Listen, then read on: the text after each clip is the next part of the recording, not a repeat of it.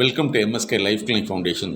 எங்களுடைய learning intelligence international learning என்ற சிறப்பு பிரிவின் மூலமாக உங்களை சந்திப்பதில் நாங்கள் மகிழ்ச்சி அடைகிறோம். படத்தை பாருங்கள். 1921 நமக்கு டெலிஃபோன் எப்படி இருந்தது அப்படிங்கிறத பாருங்கள். அப்போ சாதாரணமாக ஒரு டெலிஃபோன் அப்படின்னா அது ஒயர் மூலமாக தான் ஃபங்க்ஷன் ஆகும். அதுக்கு ஏகப்பட்ட ஃபார்மாலிட்டிஸ் இருக்குது. அந்த டெக்னாலஜி வேறு. இன்றைக்கி அந்த டெக்னாலஜி எவ்வளோ தூரம் மாறி இருக்குது. இருந்தாலும் படிப்பு அப்படிங்கிற விஷயத்தில், கல்விங்கிற விஷயத்தில் இன்றைக்கு வரைக்குமே ஒருத்தர் சொல்லி கொடுத்து தான் ஒருத்தர் புரிஞ்சுக்க முடியுது. ஒருத்தர் டெய்லி டெஸ்ட் வச்சா தான் அவர் எக்ஸாம் எழுத தயாராகிறாரு. அதே மாதிரி வீட்டில் உள்ளவங்க எல்லாமே கம்பல்சரி பண்ணி அவங்கள படின்னு சொல்லி நிர்பந்தப்படுத்தினால தான் படிக்கிறாரு. அப்படின்னா இங்கே என்ன நடந்திருக்கு? இதுதான் நாங்கள் கண்டுபிடிச்சது. டிஎன்ஏ மாறி இருக்கு. ஒரு மனிதன் சுயமாக தன்னுடைய வாழ்க்கை தரத்தை முன்னேற்ற வேண்டும் என்ற நோக்கில் உழைக்க அல்லது படிக்க தயாராக இல்லை. அப்படி படித்தவர் தான், நிர்பந்த அடிப்படையில் படித்தவர் தான் பின்னாளில் உழைக்க தயாராக இல்லை. அப்படியே உழைத்தாலும் அந்த உழைப்பு சரியான பலன் கொடுப்பதாக இருவருக்கும் இல்லை. ஒன்று உழைப்பை கொடுப்பவர், ஒன்று உழைப்பை வாங்குவர். இதுதான் இன்னைக்கு நடைமுறையில் இருக்குது. எங்களுடைய நிறுவனத்தோடு தொடர்புள்ள அனைத்து தொழிலதிபர்களும் அவர்களுடைய எதிர்கால சந்ததிகளுக்கு கேட்டதான் இந்த லேர்னிங் இன்டெலிஜென்சி என்கின்ற சிறப்பு துறை வேணும்னு கேட்டாங்க. அதன் அடிப்படையில் பல ஆண்டுகளாக இந்த மாணவர்களுக்கு ஏற்படும் கற்றல் சார்ந்த பிரச்சனைகள் அல்லது கற்றலில் தேர்ச்சி அடைய முடியாததுக்கான பல்வேறு காரணங்கள் இவற்றை நாங்கள் கண்டறிந்து ஒன் பை ஒன்னாக அதை நீக்கி வருகிறோம். அந்த இன்டெலிஜென்சி ப்ரோக்ராம் அப்படிங்கிறது தான் அதிகமாக தேவைப்படுகிறது. இன்றைக்கி பார்த்திங்கன்னா எல்லாமே நீட், எந்த அளவுக்கு நீட்டுக்காக ப்ரிப்பேர் பண்ணுறாங்க.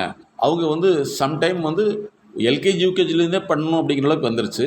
அது ஒரு சில இடத்துல 8th 9th 10th அப்படின்னு கொண்டு வந்தாங்க. நீங்கள் +2 என்ன மார்க் எடுத்தாலும் எது எடுத்தாலும் சரி நீட்டில் எடுக்கணும்னாங்க. அந்த +2க்கு ஒரு டியூஷன், நீட்டுக்கு ஒரு டியூஷன். அப்போ இதெல்லாம் சரியா தவறா அப்படிங்கிற ஒரு கேள்வியை எங்களிடத்தில் தொழிலதிபர்கள் கேட்டார்கள். படத்தை பாருங்கள். இந்த படத்தில் ஒருவர், அதாவது யானை, பூனை, மாடு, குதிரை எல்லாத்துக்கும் ஒரே ஒருத்தர் டீச் பண்ணுறாரு. இந்த ஒரு மனிதன் அத்தனை விலங்குகளுக்கும் அவர்களுடைய பாஷைகள் அது சொல்ல முடியுமா? இப்படி கேட்டோம்னா குழந்தைகள் எல்லாம், மாணவர்கள்லாம் மிருகலான்னு கேட்கக்கூடாது. அதாவது இது மனிதனுடைய அறிவு, அது இண்டிவிஜுவல் அறிவு. அப்போ ஒரு மனிதனும் இன்னொரு மனிதனும் தனித்தனியாகத்தான் இருப்பாங்களே தவிர ஒரே எண்ணத்தில் ஒரே செயல்பாட்டில் இருக்க மாட்டாங்க. அப்போ தனித்தனியான கன்சல்டேஷன் வேணுங்கிறது உண்மை.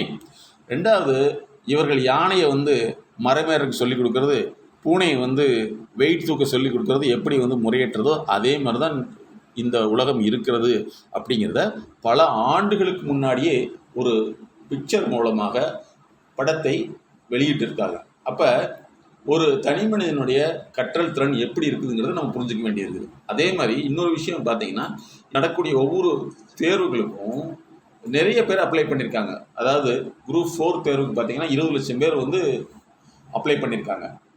எத்தனை போஸ்ட்டுக்குன்னா ஒரு 6500 போஸ்ட்டுன்னு வச்சுங்களேன். அப்போ இப்படிலாம் இருக்கும்போது இவங்க எல்லாமே பொழுதன்னைக்கு டியூஷனே போயிட்டு இருப்பாங்களா? இல்லை இவங்க டிஎன்ஏ இது மாதிரி சொல்லி கொடுத்து நிர்பந்தப்படுத்தி டெஸ்ட் வச்சா தான் படிக்க முடியுமா? சுயமாக படிக்கக்கூடிய ஆற்றலை இழந்து விட்டார்களா அப்படிங்கிறத நாங்கள் உளவியல் ரீதியில் கேட்குறது. இதுதான் நாங்கள் என்ன சொல்கிறோம்னா டிஎன்ஏவுடைய சேஞ்சஸ்ன்னு சொல்கிறோம். டிஎன்ஏ மாடிஃபை ஆயிடுச்சு. அப்போ அவர்கள் எதுவும் செய்ய முடியாத அளவுக்கு அவர்கள் வளர்க்கப்பட்டு வருகிறார்கள் அப்படிங்கிறத உண்மை. இதை மாற்றுவதற்கு பெற்றோர்கள் தான் இதுக்கு சரியான முறையில் ஒத்துழைப்பு செய்து இந்த டிஎன்ஏ குறைபாடை மாற்ற வேண்டும். ஒரு மனிதனுடைய மூளைத்திறன் எவ்வளவு இருக்குது அப்படின்னு கேட்டால் 25 லட்சம் ஜிபி நினைவு கொண்டதுங்கிறாங்க.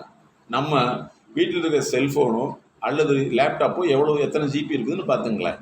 அப்போ இவ்வளவு ஜிபி உள்ள மனித மூளை ஏன் நினைவில் வைத்து கொள்ளவில்லை?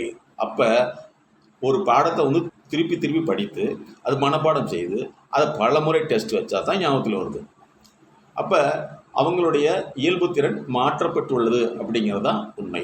அதனால தான் எங்களுடைய எம்எஸ்கே லைஃப் கிளினிக் ஃபவுண்டேஷன் நீட்டுக்கு மட்டுமல்ல, அதாவது அரசு வேலைக்கு செல்லக்கூடியவங்களாக, தேர்வு எழுதக்கூடியவர்களாக இருந்தாலும் சரி, பிஸ்னஸ் பண்ணக்கூடியவங்களாக இருந்தாலும் சரி, அதாவது நீட் இன்டெலிஜென்சி, பிஸ்னஸ் இன்டெலிஜென்சி, அதே மாதிரி காம்படிட்டிவ் இன்டெலிஜென்சி, இப்படி ஒவ்வொரு துறையிலும் அவர்களுடைய நுண் அறிவு செயல்படும் திறனை கண்டறிந்து அதில் தடையை நீக்குகிறோம். ஸோ நண்பர்களே, வாழ்க்கை என்பது ஒரே ஒரு போங்கில் போகாது. அதை மாற்றி மாற்றி நாம் அதை முறைப்படி அமைத்து கொள்ள வேண்டும். இன்னைக்கு இருக்கிற பெற்றோர்களுடைய காலத்துக்கு அப்படியே தள்ளி போனோம்னா, பின்னோக்கி போனோம்னா அன்றைக்கி வந்து ஒரு கணக்கு 500 477 302 அப்படின்னா இவங்க வந்து ஒரு பேப்பர் எடுத்து போடுவாங்க, அல்லது அதுக்கு அட்வான்ஸாக வந்து ஒரு கால்குலேட்டர் இன்றைக்கி வந்துருச்சு. அதை விட அட்வான்ஸாக வந்து செல்ஃபோன்லேயே வந்துருச்சு. பட் இன்றைக்கி வந்து அந்த பேப்பர் காகிதத்தை எடுத்து தான் அவங்க போட முடியுது. ஏன்னா அவர்கள் அந்த டெக்னாலஜிக்கு மாறல. அதாவது அந்த வயதில் பழக்கப்படுத்தப்பட்ட அந்த செயல்பாடு இன்றளவு அப்படியே இருக்குது. அதே போல தான் ஒவ்வொரு மனிதர்களும் ஒவ்வொரு குழந்தையும் எந்த அடிப்படையில் பழக்கப்படுறோமோ அது அப்படியே இருக்கும். அதனால தான் நாங்கள் என்ன செய்யணும்னா, குழந்தைகளிலிருந்து இந்த லேர்னிங் இன்டெலிஜென்ஸை உருவாக்கணும் அப்படிங்கிறதுக்காக வந்து கிட்ஸ் இன்டெலிஜென்சி என்பதை உருவாக்கியுள்ளோம். இது எது வரைக்கும் அப்படின்னு சொன்னால், ஒரு குழந்தையினுடைய ஒரு 3 வயது வரைக்கும் இந்த கிட்ஸ் இன்டெலிஜென்சி உருவாக்குறோம். 3 வயதுக்கு மேல் உள்ளவர்களுக்கு வந்து மிஸ்டர் சைல்டு அப்படிங்கிறத உருவாக்கி அவர்களுடைய கற்றல் திறனை உருவாக்குறோம். அதாவது அவர்கள் இயல்பாக ஒரு கற்றல் சூழ்நிலைக்கு வரணுமே தவிர நிர்பந்த அடிப்படையில் செய்தால் அது கிட்டத்தட்ட ஒரு தொழில் மாதிரி தான். ஸோ இதிலிருந்து மாறுபட வேண்டும் என்கிறது தான் எங்களுடைய நோக்கம். இதற்காக வந்து நாங்கள் என்ன செய்யணும்னா, இன்றைக்கி நிறைய பேருக்கு இந்த விழிப்புணர்வு குறைவாக இருக்குது. இப்போ படித்து ஞாபகத்துக்கு வரல அப்படின்னா அந்த நினைவுக்கு வராததுக்கான என்ன காரணம்? அதுக்கு தான் நாங்கள் மெமரி கிளினிக்னு வச்சுருக்கோம். சரி, அவரால் புரிந்து கொள்ள முடியலை, காம்ப்ரிஹென்சிவ் கிளினிக்னு வச்சுருக்கோம். சிலர் வந்து பார்த்திங்கன்னா அவங்க நினைக்கிறத தான் நடத்தணும்னு நினைப்பாங்க, மற்ற வேறு எந்த விஷயத்தையும் எடுத்துக்க தெரியாது. அப்போ அவர்களுக்கு பல்வேறு பிரச்சனைகள் இருக்கும். அந்த பிரச்சனைகளை சரி பண்ணால் தான் முடியும். அதே மாதிரி அவங்களுக்கு வந்து என்னென்னா, எதையுமே வந்து சுமூகமாக கையாள தெரியாது, எப்போவுமே பதட்டத்துடன் இருப்பாங்க, அதிகமாக வந்து கோபம் வரும், சில சமயங்களில் வந்து சமூகத்தோடு ஒன்றிணைக்க முடியாது. இப்படி பல காரணங்கள் இருக்கும். அதே மாதிரி ஒரு சிலருக்கு வந்து படின்னு சொன்னால் பிடிக்காது, அதே மாதிரி எழுத சொன்னால் பிடிக்காது. இன்றைக்கி எழுதுறதுக்கு யாருக்கும் விரும்புறது கிடையாது. நாங்கள் ஆரம்ப காலத்தில் அவர்களை எழுத வைப்பதற்கு மிக சிரமப்பட்டோம். அதை விட ஒரு முக்கியமான விஷயம் என்னென்னா, எங்களுடைய எம்எஸ்கே லைஃப் கிளினிக் ஃபவுண்டேஷனில் வந்து ஒவ்வொரு நாளும் டெய்லி கன்சல்டேஷன் உண்டு. அது ஃபோன் லைனில் ஆன்லைனில் இருக்கலாம். அப்படி இருக்கும் பொழுது அந்த பெற்றோர்களிடத்தில் அந்த தனிப்பட்ட குழந்தையினுடைய நடத்தை மாறுபாடுகள் எழுத சொன்னால் கூட அவர்களுக்கு எழுத தெரிய மாட்டேங்குது. அப்படிங்கிறத விட எழுத விரும்ப மாட்டேங்கிறாங்க. அப்போ இவங்க என்ன சொல்கிறாங்கன்னா, என் பையன் வந்து எழுத மாட்டேங்கிறான்னு சொல்கிறாங்க. அப்போ எப்படி சாத்தியமாக இருக்கும்? இவர்களுக்கு எழுத பிடிக்கவில்லை. இவர்கள் ஒரு இன்ஸ்ட்ரக்ஷனை கொடுத்தோம்னா அந்த இன்ஸ்ட்ரக்ஷனை கேட்டு முழுமையாக திருப்பி சொல்ல தெரியவில்லை. இந்த குழந்தைகளுக்கு எப்படி திருப்பி சொல்ல தெரியும்? இப்படி கேட்டோம்னா, நாங்கள் தான் படிக்கலையே, அதனால தான் படிக்க வைக்கிறோம்.